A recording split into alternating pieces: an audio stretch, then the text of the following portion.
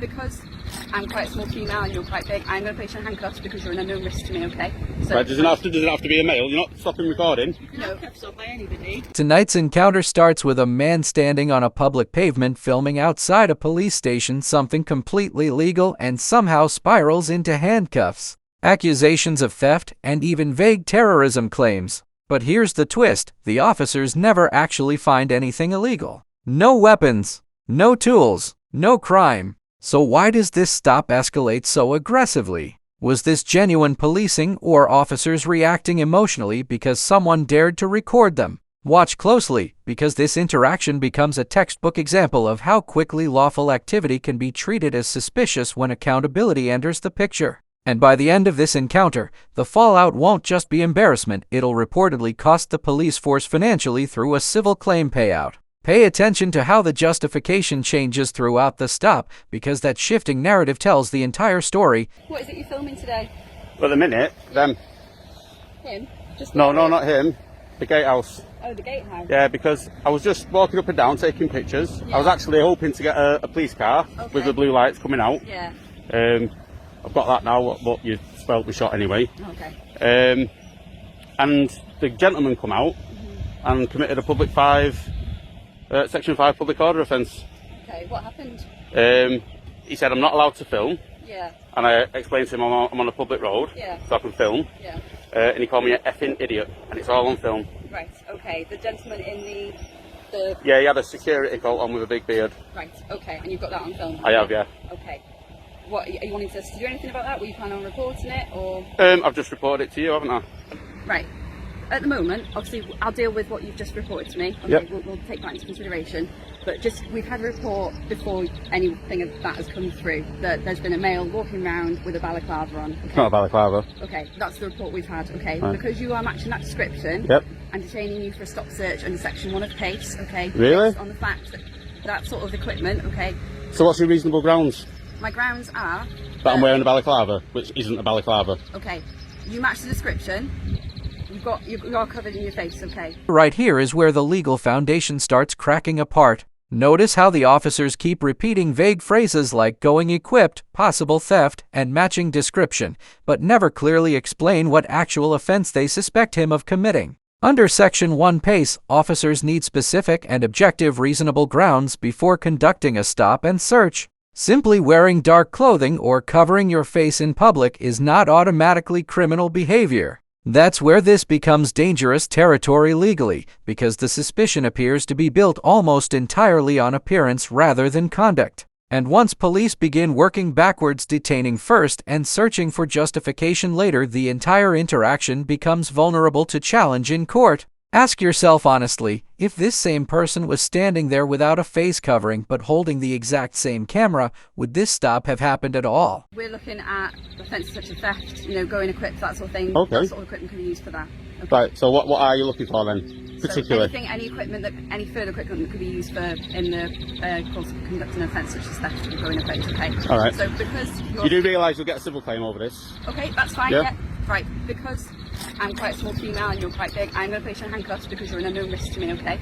So, right, does it have to be a male? You're not stopping recording? No. Handcuffs up by anybody. Yeah. What are you doing holding the handcuffs? I'm just doing like that, holding your handcuffs.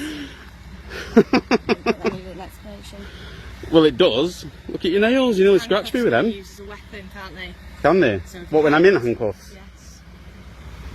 I can assure you now I'm going to cooperate. I don't agree to the search and I don't consent to the search, I'll make that clear. You don't have to consent to it, okay? I've detained you in a section of case, you don't have to agree to it, it's not a voluntary thing, okay?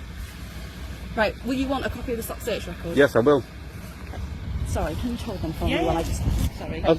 Honestly, I'm not going to try and break out. Yeah, but... I'm not going to get far, am I? You know, the handcuffs come out, and this is the moment where many viewers are probably going to pause the video and ask, wait, what threat did he actually pose? He's calm. He's talking normally. He's not resisting. Yet the explanation given is essentially, I'm smaller than you, so you're an unknown risk. Courts generally expect more than uncertainty or officer discomfort before force and restraints are used. Handcuffs are supposed to be justified by behavior, credible threat indicators, escape risk, or safety concerns grounded in facts, not assumptions. And notice something else happening here psychologically. Once the cuffs are on, the interaction immediately shifts tone. The officers now control the optics. To anyone walking by, he suddenly looks like a criminal, even though they still haven't identified any actual offense. That's why unlawful detention claims can become so expensive later on, because the humiliation and public impact matter too. Being in a public place with a face covering, Okay. that's the offence. What's your name, sorry, just so I can... I don't give my name. Okay. So I need it to complete the form, and also if you want to process your complaint about the public order thing, I'll need your details anyway. Right. You can just call me FT. FT, okay. I'm Yeah. going to need more than that if you want me to deal with that complaint. No. Because I can't deal with that. So you don't want to make a complaint about the Section 5 public order offence?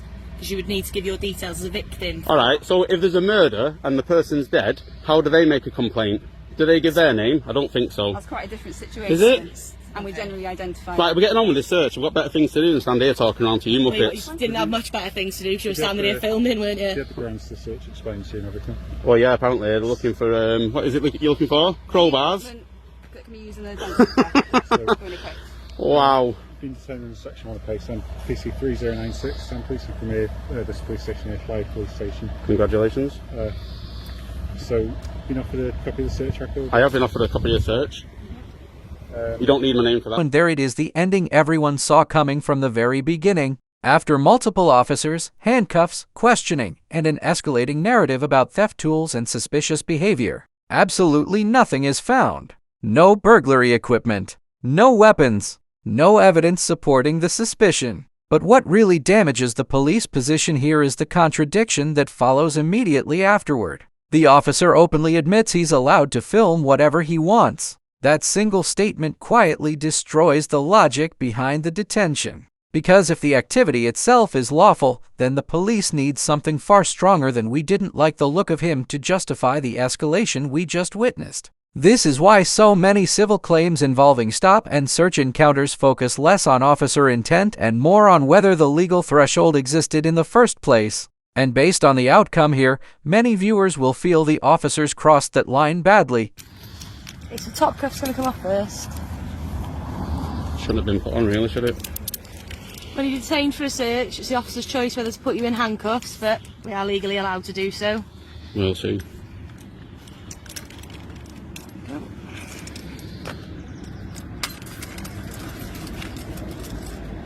So you can witness the markings on my hand? Yep. I'll go towards the... Thank you. 1, 2, 3, 4 police cars. 1, 2, 3, 4, 5, 6 police officers. We all constables. No detectives here, is there?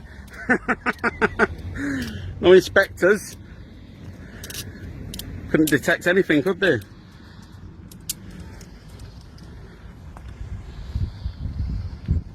What I might do later, I might film all these registrations in here as well. Alright. I'll probably just put them on the internet. What are you going to do that for?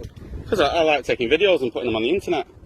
People's registrations of the vehicle. It's not illegal though, is it? You can film wherever you want. Exactly.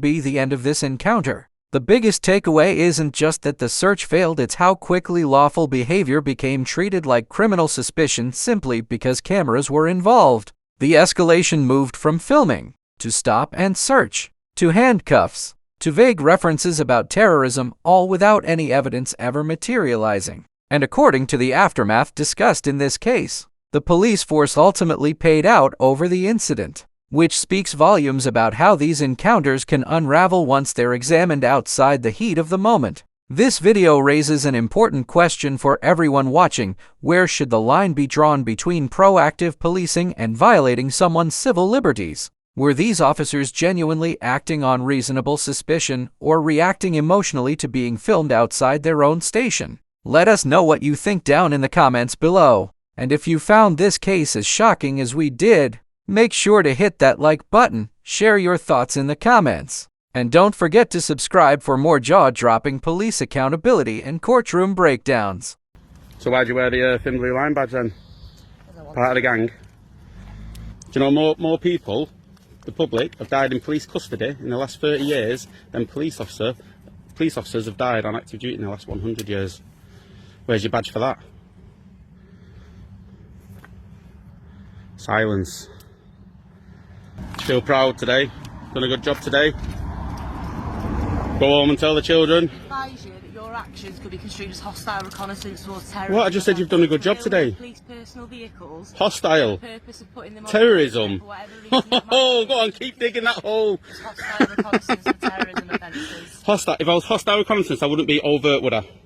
No, I'd be you don't understand covert. what hostile reconnaissance means. It's all right. You're allowed to do reconnaissance. You're If not I wanted to, I could map all this ground. It could be construed as committing hostile reconnaissance for terrorism offences. I'm just Right. making you aware Right, of okay, that. let me make you aware of this. If you think I'm a terrorist, you should leave me alone and contact the anti-terrorism squad.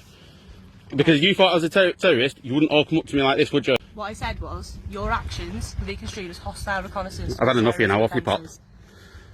Not talking to you anymore, talk rubbish. We can be here just as much as you can be here. Oh, yeah, I know you can. But I can tell you to off your pop. Anybody filming? Yep. Yeah. Body cams on, yeah. Oh, you're supposed to tell me at the first available opportunity. Am I? As part of your policy. You don't even know your own policy. Oh, dear, dear, dear. Can you just inform him that if he swears at me again, I will press charges? I'm watching too much American TV. You don't press charges. Alright, then I'll file a claim. You can make it claim. Do you want your coffee? Yes, I do. There you go. Right, he's having a word with him, okay? And we'll leave you to it. But Should have left me to it in the first place. no, we had grounds to stop and speak to you instead. I don't think you did. Okay, that's fine. Be mindful of what my colleagues just said to you, okay? What, that I'm a terrorist? If you thought I was a terrorist, you should act on it now. Off your pop. Off your pop. Off your pop. See you later. Right, so stand here all day. Alright, cool. Yeah, see? Knew you'd leave first. I'll bid you. Wait, you're going to the shop to buy some polish for your boots? Not seen a bit of polish in years then?